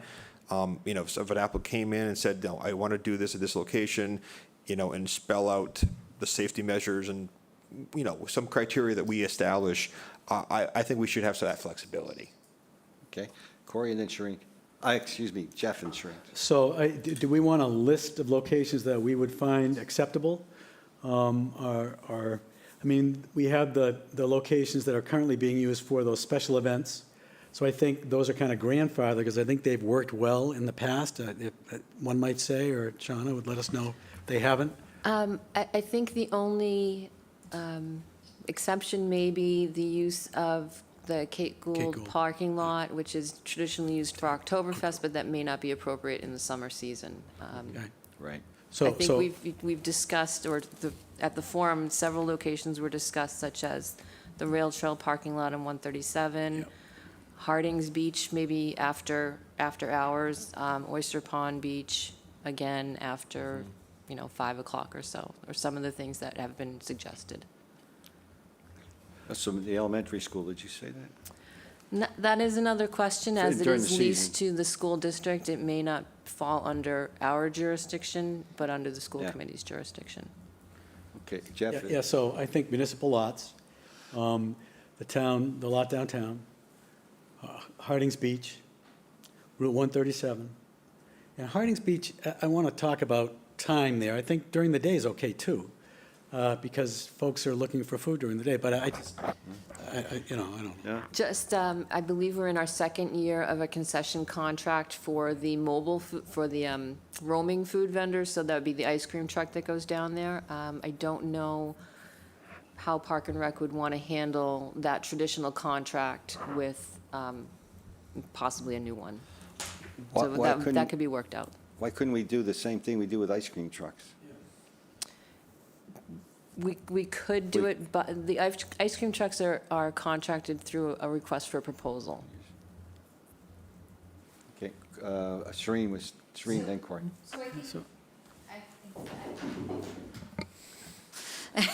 So I think, whatever we're doing, we need to be looking at the lens of economic development here and supporting, and opportunities for the community. Obviously, that's number one. So I think there should be some flexibility within the parameters that we're going to do this first year, and there might be some flexibility. So categorizing like beaches. I agree with Jeff. I don't think it should be just 5. I understand this piece. So how can we actually provide an opportunity for food vending on the beaches or, during the summer, that is similar to because that's just ice cream, right? That's not food. But there is a beach that has a restaurant down by it. Ridgevale. Ridgevale has one, so that might be exempt. 137, all the open parking lots. I think Kate Gould has to be a restricted one in the summer, obviously, as you had mentioned. And I don't know if the fish pier could handle anything at this point either, so that's not, nor some of the landings. I'd love to see a food truck down Old Mill Boatyard, because I'd love to come in at night and be able to just grab something and go. But, we have to really look at, the onerous, how the town landings in the summer. Those could be a restricted area. Are we talking about the private property yet, or are we just talking, okay. All right, Let's do that separate. Okay, so I think identifying general categories like beaches, the open parking lots, with those exceptions. Of course, the school is a great idea, but it has to be in context with talking to Monomoy, the school committee, and also that it would be not in school time. It should be like off-season or summer, because it would be great to have a bunch of food trucks up at the school, during a ball game. That would be a fun thing to see happen. Oh, that's right, they have the concession at the A's. They have a concession. I'm sorry, the Yeah, A's, I'm sorry. Yeah. That's right. Okay, I'll take that back, but I'm not going to take it away. I'll take it back for now. But I think it should be an opportunity. So I think that's where I'm landing. All right, Corey, then Dean. Well, kind of similar point that was just brought up, like, the municipal lots that we're looking at, we want a balance of the time of year and other activities that may, I'm not saying compete with them, but like the anglers do vend from the concession stand at the park. I don't think it would be beneficial to anyone as far crowd-wise. I don't think we have the room during a ball game, frankly, in the parking lot. If you've ever been to a ball game, cars are parked on the lawn, and God only knows everywhere else. So adding a food truck, I don't think we have the wiggle room anyway. But I think the anglers would appreciate not having a food truck, 100 yards away from their concession stand during the season. But outside the season, it's probably, when it's less crowded, it could probably be a perfect place to try a food vendor on a certain event. So I think we just got to balance the time of year, the activities, and the expectation of can we fit a food truck in the lot or lots. I want to respond to that, Corey, because I think that we've solved that problem by having the 200, if we adopt that 200 feet buffer zone that we would downtown with something like that, we're satisfying that sort of criteria. Right, that criteria. But if we were to, I guess a question would be is during a summer game, do you think the parking lot at the community center can hold a food truck safely? I didn't say the community center, I said the school. Well, even the school's full with parking. I don't know, we're talking about setting aside parking downtown, during the summer. So I guess we should keep open that possibility. I guess I would just have reservations, but I'd rather direct people back into the elementary school parking lot and get them off the roadways and lawns that are closer to the Main Street area. I'll let the police chime in on public safety, but I think some of the parking that goes on is pushing the envelope at times for safety reasons. One other, Dean will be up next, and just one other comment on the town parking lot, like Town Hall. It was used during the summer season at any time? I know it's used otherwise, and it would take up, you could move it over to the back, it wouldn't take up that much space, I don't think. Yeah, it's special events, so we've had it for first night, and then Mondays on Main, I think we allowed it. And it worked okay on Mondays at Main, I think. Mondays on Main starts at 6 PM, so that gives us a little leeway. Dean? Yeah, thank you. I do want to associate myself with the comments made by my three colleagues here, but I wanted to ask, because I don't have the letter in front of me, Steve West, president of the Anglers, he sent us a communication. Did he express any concern about the elementary school parking lot or just the community center parking lot? I don't remember, or was he talking about both? I don't believe his letter was specific to the elementary school. I Yeah. think it was general not to have food trucks in the area on Anglers Nights. Well, I think we should try to be sensitive to, their longstanding position. And the only thing I would add, Mr. Chairman, you expressed that there should be an opportunity, I think Corey talked about it too, for exceptions on a special request, provided that the appropriate protocols and parameters are honored. So I would support that as well. Okay. And I just wanted to ask, some of these locations, were they going to require the approval of the Park and Rec Commission? If it's Beaches. confined to municipal lots, they would fall under the jurisdiction of the board. Okay. So the Harding's Beach on the lot doesn't require their, okay. Probably not. It's not on the beach itself, so I think the Okay. lot is under your All right. jurisdiction. Thank you.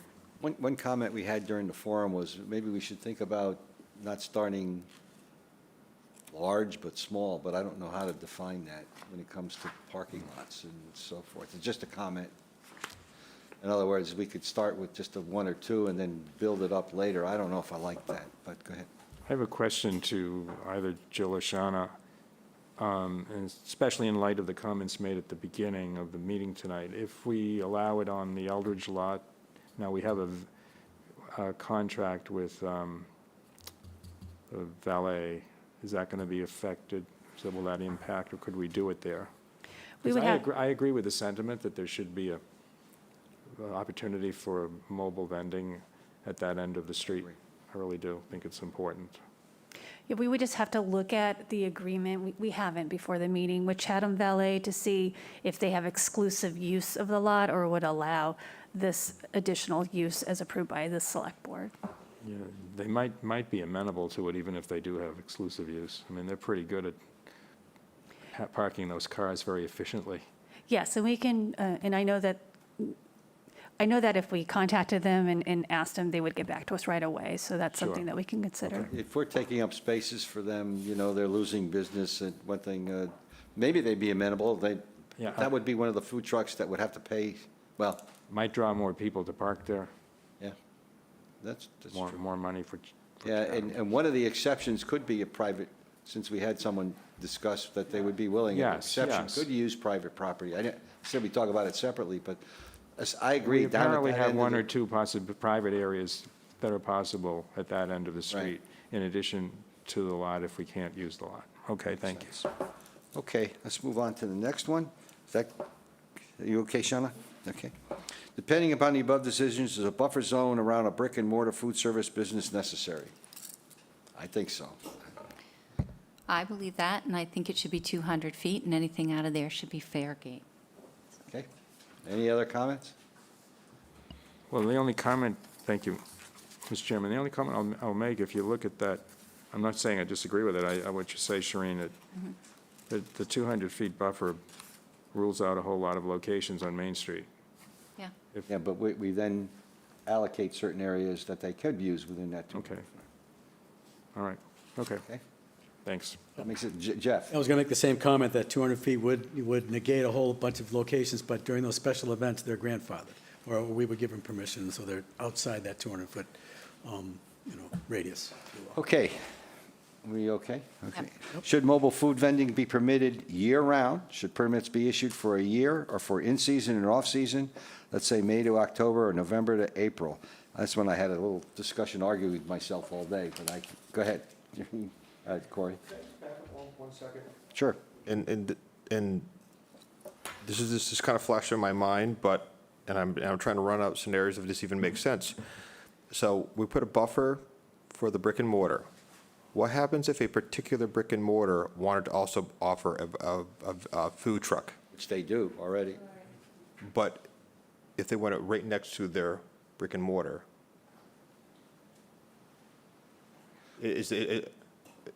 Is there a problem with it? That's what I'm asking. That's what I'm asking. Yeah, So- well, I remember from some of the comments, that like the Squire uses a food truck, but go ahead, I'm sorry. I think that would be addressed under the food trucks on private property serving the public. And that's sort of that bigger question. If it's Okay. parked on Okay. private property, but they want to sell to the public, that section of the regulations needs some specifics. So we can address that in Yes. another, okay, that's all I asked, thank you. We good? Okay. No, Shereen, we, go ahead. I think we should be flexible on this. I think, look, if we permit for year-round, right? Have we gone, that's where we're at, right? So if we just issue the permit for year-round, that's it. Let's just do it that way. It encourages people to continue. It doesn't delineate. It's less complicated for staff. It's a clear cut. This is how much the fee is for the year. And we encourage you to continue, and it should be an annual, not by right, sort of. Annual license. Yeah, annual license. Go ahead, Corey. I mean, probably just follow the same protocol as a brick and mortar, and they get an annual inspection, they get annual permits, whatever pay the fee is, just like everyone else does, and just keep it consistent with a brick and mortar. That'd be fair, equitable. Okay. Dean? Jeff, sorry. Totally agree. Yeah, I do too. The only thing that comes to mind is let's say we give, I don't know, how many food trucks, 4, 5, 6? How do we and we have parking allowed, only one food truck in one place and one food truck in another? I mean, how do we balance that? All 5 food trucks want to come to town at one time? Go ahead, Jeff. Well, I think of the demand for maybe more than one food truck. I think of Harding's Beach in the summertime. So, and I would be willing to have more than one food truck at Harding's Beach in the summertime. I think it's a great offering to the people that are going to the beach, especially the young families looking for lunch or a snack, blah, blah, blah. So, you know, but that's like the only location, or maybe 137, but it's the only location that really has the capacity to allow more than one truck.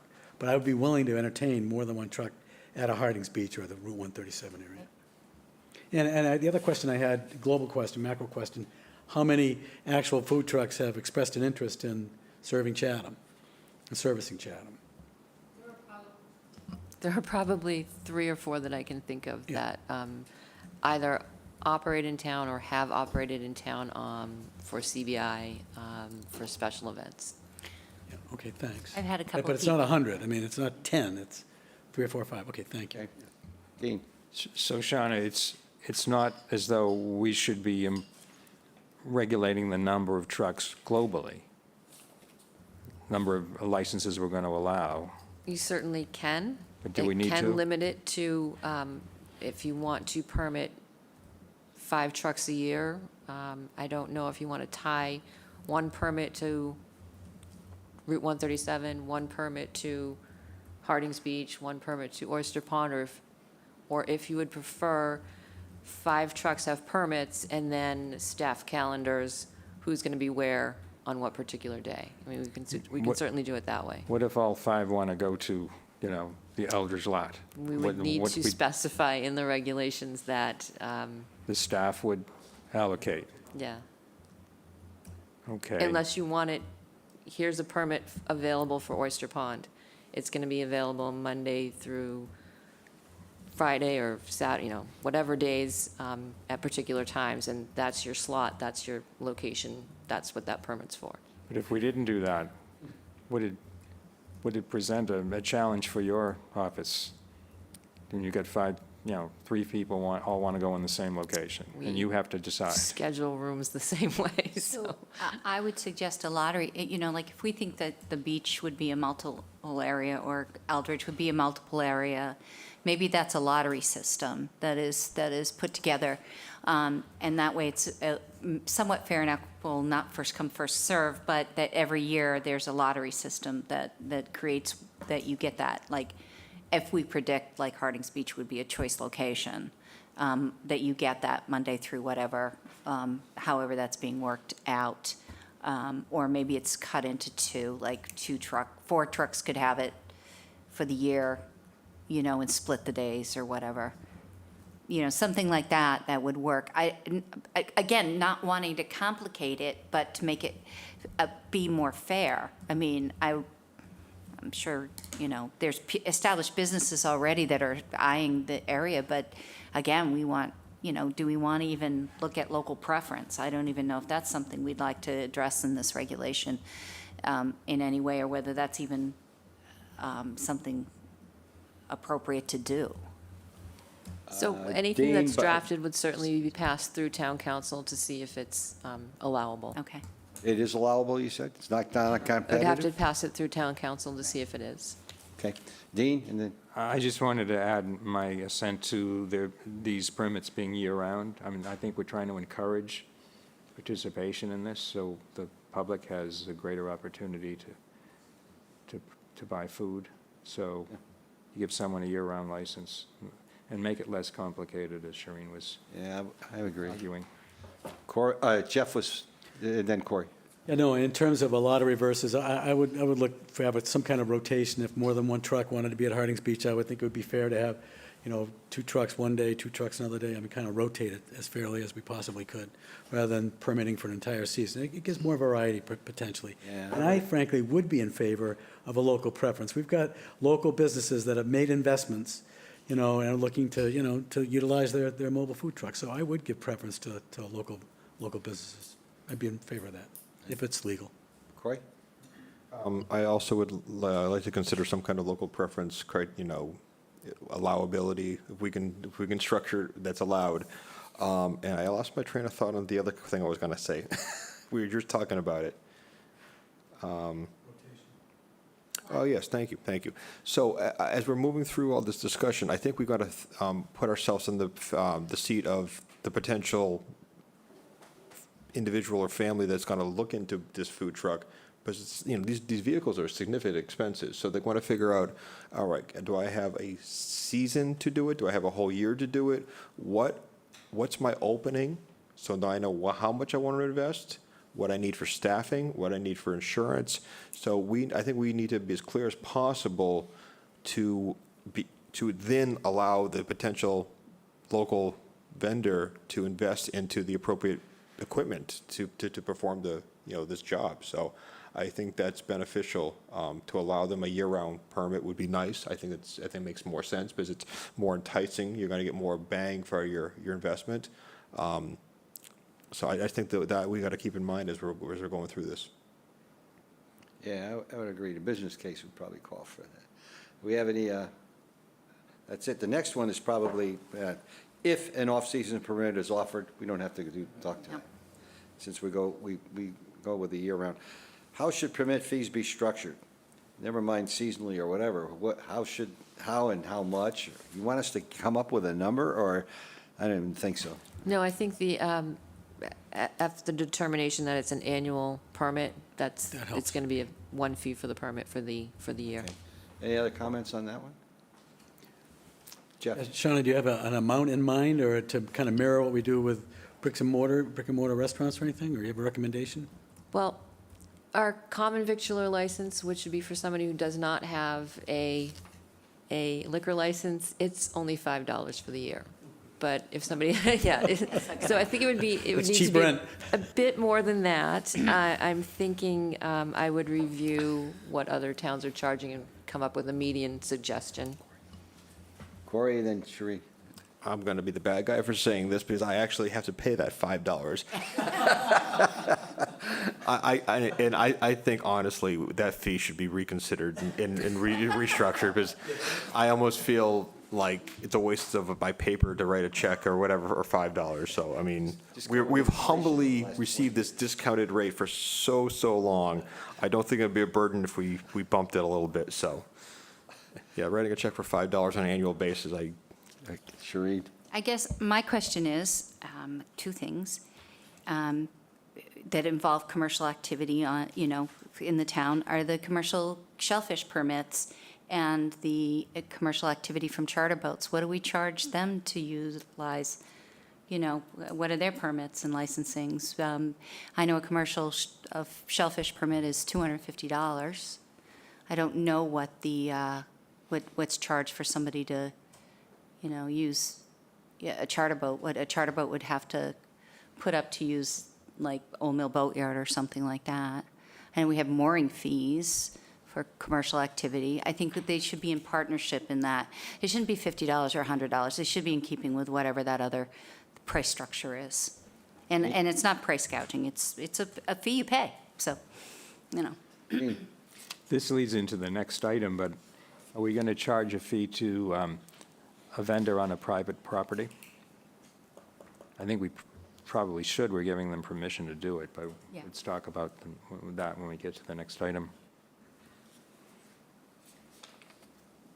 So Mr. Chair, just one thing. So, Shauna, confirm me. So when we go out for RFP for a concession, our beach concessions, I think that's $3,000 a season?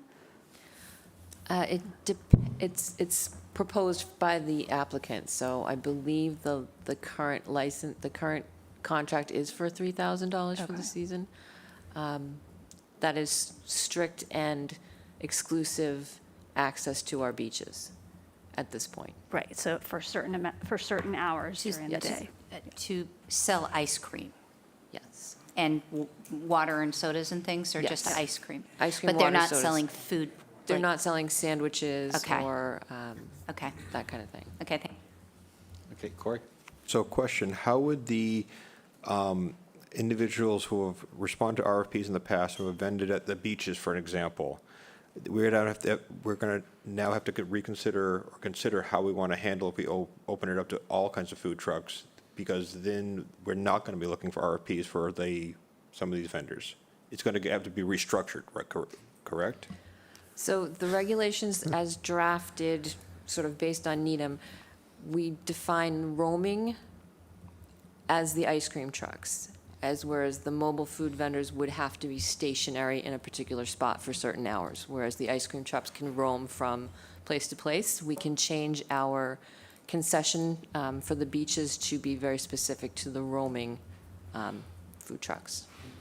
But that would probably, the roaming vendor would probably be take into account that, yes, they're coming in on a certain rotations to every beaches, but they also could be selling a product that the stationary vendor is doing all day long. So will they still be willing to pay a $3,000 rate, knowing that they're having, frankly, competition? So it's from a business perspective, well, now, X amount percentage of my sales are now going to be divided between myself and then other vendor. Is it really worth me paying $3,000, which could be a bargain, to be honest with you, depending on your season. So there's still some moving pieces here. Sure, and if the board is contemplating having a stationary mobile food truck at Hardings Beach during daylight hours, that concession probably would be less financially sound for the roaming concession, but they would still be going to Cockle Cove. They would still be going to Forest and Pleasant Beaches. So it's not just Hardings Beach that they're servicing, it's the all-town beaches and Schoolhouse Pond as well. Final question. Is the roaming vendors, do they go to Ridgevale Beach? I should probably know this. I know there's a snack shack down there that my kids, go to all the time. I don't recall there's a ice cream I truck that goes down don't there. know if that's on that contracted route. I'd have to double check. Okay. All right, thank you. Okay. Are we comfortable with what we have so far? Okay. Okay. Should a private property owner be able to contract a food truck to serve the public? This would not be recommended in residential districts, and protective zoning bylaws may need to be amended. Shereen and then Jeff. So I looked at this as private. Sorry, Mark. I look at this as a private property that contains a commercial business as the way to define, like, we know that Cape Cod 5 is, like it's special. I just go back to the special events.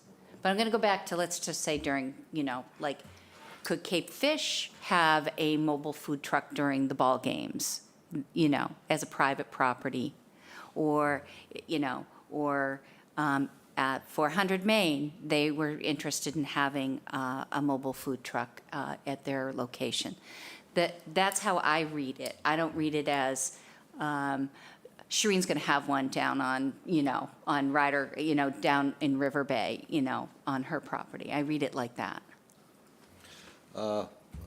Jeff and then Corey. Yeah, when you define private property that way, I'm good. But I'd be very much not in favor of a private person and property contracting with a food truck and then having the public access it. I would not be in favor of that and feel pretty strongly about it. That makes sense. Yeah. Corey? Yeah?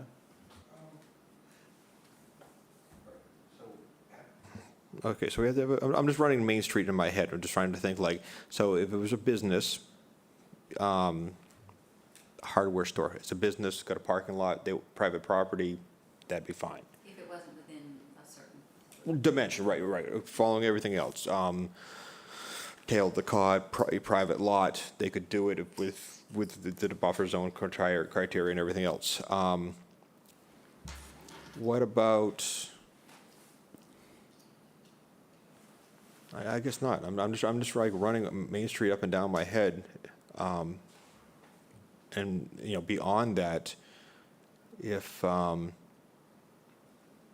anything would apply, I guess I'm good. I'm good.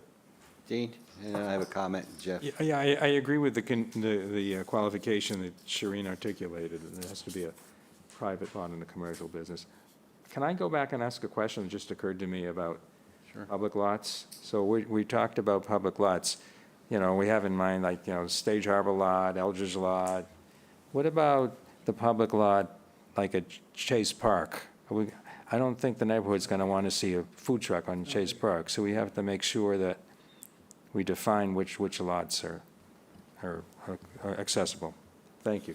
Okay, thank you. I was thinking, you know, when it came to private property, maybe it's too much. That could be an exception that someone would have to come to the select board. Because if we open it up to, this language opens it up to almost anyway. I understand what you're saying, and I sort of understand that, but at the same time, you know, private property, you allow food, somebody has private property, you allow a food truck, you have a brick and mortar business, they can put a lot of money into, you know, whether their facility and whatever.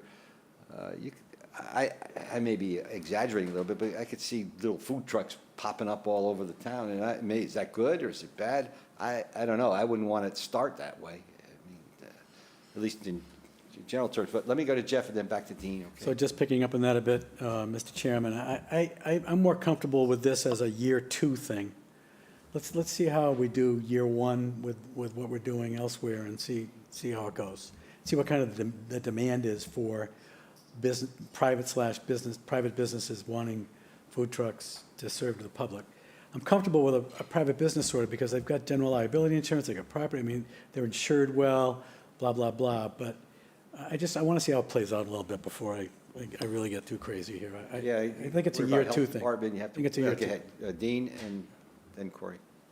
Well, I understand what Jeff's saying, but I'd like to be responsive to the comments we heard from the folks down the other end of Main Street tonight. But they can do that under the exemption right now. Is that correct? So if 400 Main was requesting food trucks on their end of town during Mondays on Main, that certainly can be handled through the special permit under outdoor sales of goods and be exempted from the regulations. If they're contemplating having it, say, on a regular basis on a Friday night, then it's not part of an overall downtown event that Mondays on Main would be. But if they were contemplating having it on a Friday night, parked on their private lot, then it would fall under this section, if that. Yeah, given that, I'm kind of disinclined to put this off for a year. I just, can I just finish, Nick. Respond to a point you asked about, Peter, that, you know, do we want a brick and mortar be concerned about somebody on a private lot? Isn't that going to be mitigated by the 200-foot buffer zone? Not if we, well, I'm thinking if we allow it, then it would. 200 feet, wouldn't that trump? I don't know which would govern.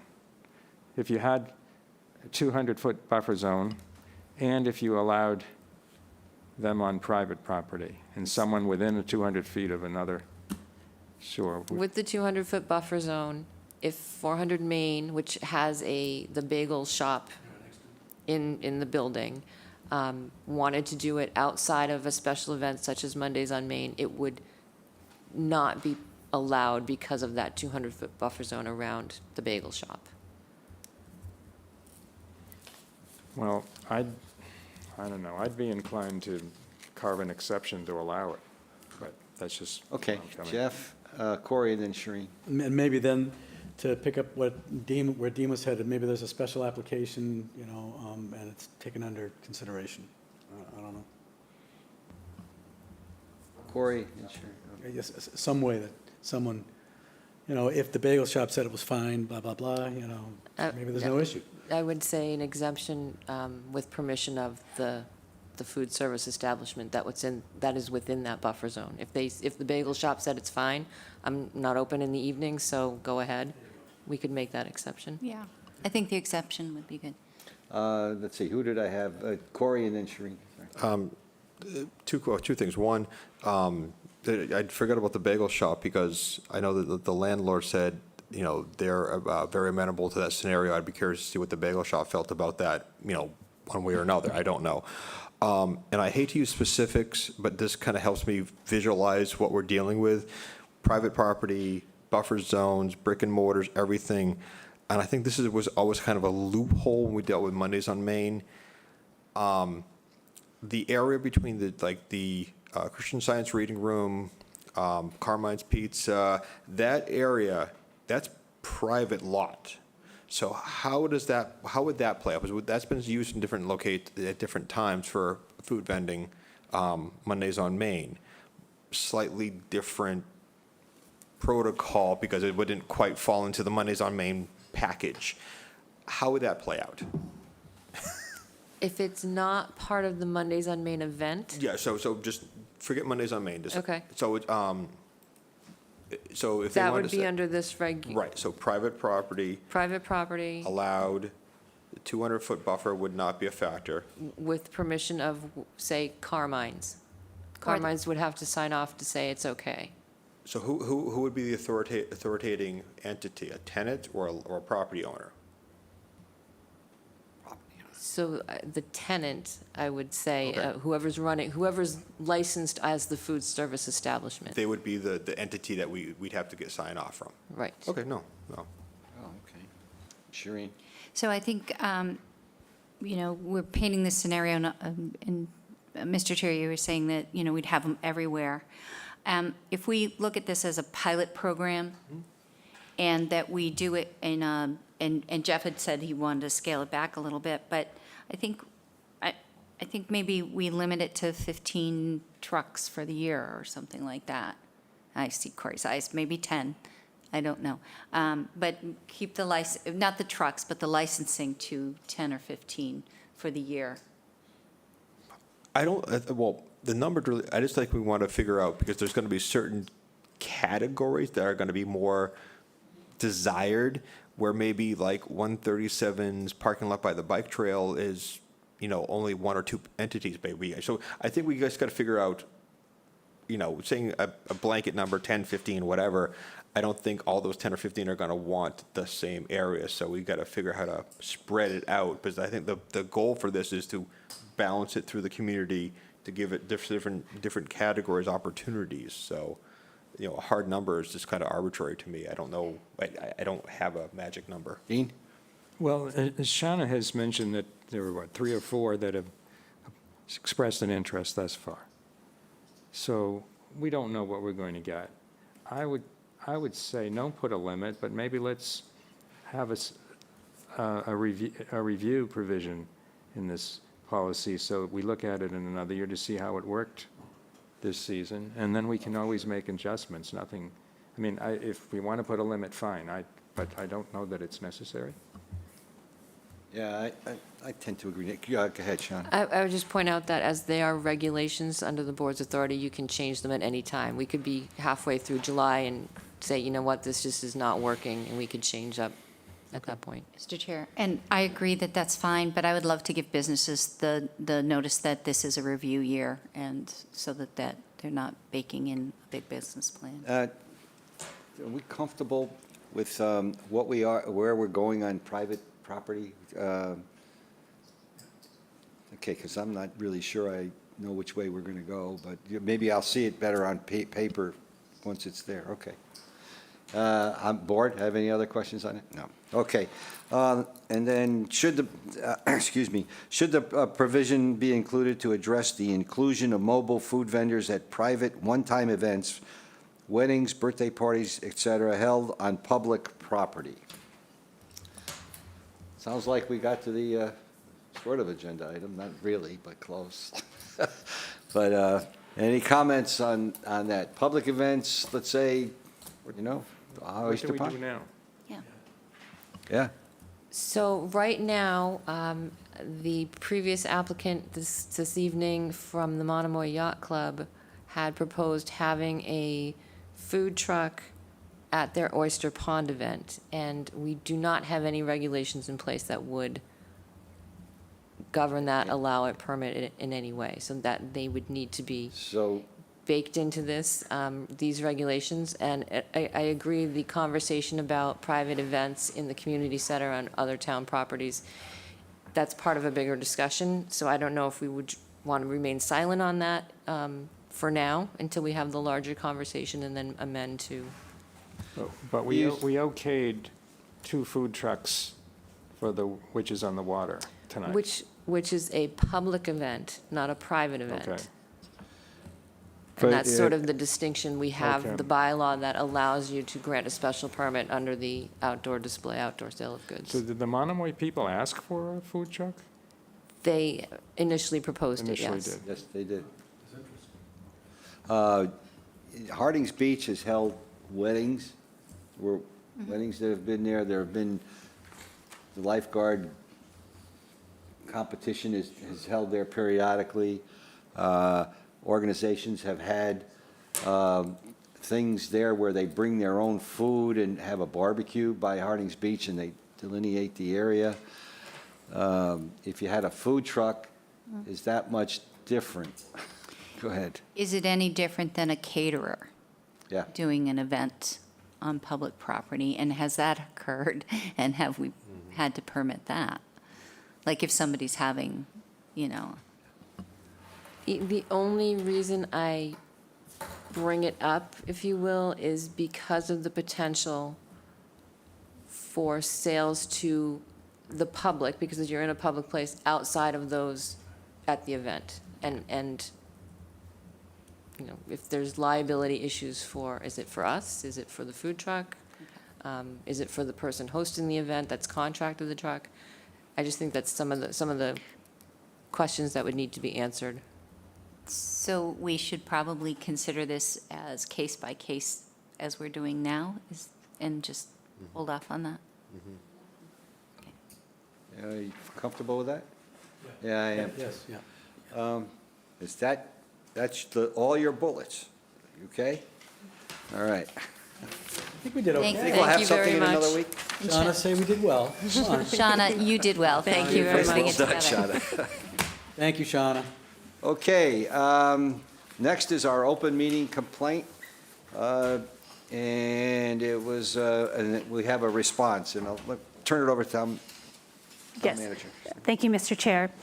So we received an open meeting law complaint regarding the executive session posting on our March 8th Select Board meeting agenda. So that meeting agenda included an open session items as well as the executive session. The agenda posting for the executive session, the complainant had noted, did not include specificity, as is a regular practice when we are posting. Sorry, let me take this off. As is our practice when we are posting the agenda. So I think this is something that doesn't happen that often. The executive session packet was updated on Monday in consultation with town council. It was sent to the select board members, but inadvertently the agenda posting that was public was not updated. So the issue was that the public didn't know the specificity of the agenda item exemption for number 6 for review of property value for 251 Kroll Road, and the exemption for number 3, which is the opioid litigation settlement. So as I stated in my cover memo, I believe that this is really an exemption to our well-practiced rule of posting detailed agendas with detailed agenda packets. And I think, as you will see in the explanation in the letter, there was a lot going on that Friday posting that the checks and balances weren't in place, but they will be moving forward. So in your packet for today on the table, you received an updated letter. There were a couple of comments that were suggested directly to staff. And I just want to note the one change is on the bottom of page 1, and it specifically notes the vote and motion to go into executive session included the identifying information. So that was actually stated when the motion was made and seconded. And that was reflected in the approved minutes of the public meeting for March 8th. And the last, the second item and last item, the amendment was made, the last paragraph that states a review of executive session minutes will be conducted, so not just for the March 8th meeting. I've also put on a placeholder for future agendas, so for a periodic review of executive session minutes. Minutes are done immediately after the meeting. It's that they're not released unless the board releases them and they've determined that the matter has been completed or extinguished. So we do have a few items that do need to be reviewed by the board and released. So with that, this is the suggested response. It's a draft response. If you have any questions or any comments, happy to take them. And again, I apologize for this.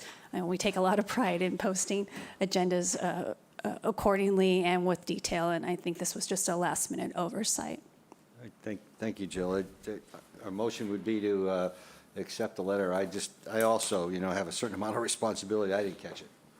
I didn't catch it even when we were in the meeting. So, again, I apologize for that. Let's see, Dean and then Jeff, I believe. Thank you, Mr. Chairman. Thank you, Jill. I was the person who suggested the tweaks to the letter that Jill noted.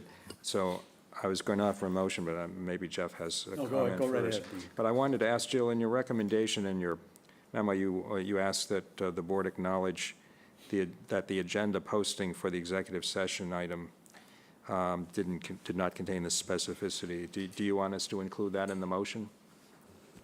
Yes, because that's exactly what happened, and that's what the complainant is considering as a violation as the open meeting law. So we're taking responsibility for that. And town council has approved this letter. Should note that for the record. Yes, reviewed it again today and approved it. So, Mr. Chairman, I move that the board acknowledge that the agenda posting for the executive session item for the Select Board meeting of March 8th, 2022 did not contain specificity as required by the open meeting law, and that no further action is needed other than, as part of this motion, that the board authorize and approve the submittal of the proposed letter that has been presented to us to be addressed to the complainant and to the Attorney General. Second. Second, discussion? Seeing none? Shereen? Aye. Corey? Aye. Dean? Aye. Jeff? Aye. Chair says aye. Great, thank you. Thank you. Okay, we are done with our public meeting. We're going into executive session. Mr. Dean? Mr. Chairman, I move that the Select Board go into executive session under Massachusetts General Laws, Chapter 39, Section 23B, Number 3, to discuss pending litigation, and the Chair declares that such discussion may have a detrimental effect on the negotiating and litigating position of the governmental body, with no return to open session, parenthesis, Town of Chatham versus Chatham Sergeants and Patrol Officers Union, comma, MCOP Local 294. Leave it at that. Thank you. Close parenthesis. Second. Second. Let's take a vote. Jeff? Aye. Dean? Aye. Corey? Aye. Shereen? Aye. Chair says aye. Thank you, Chatham. See you next week.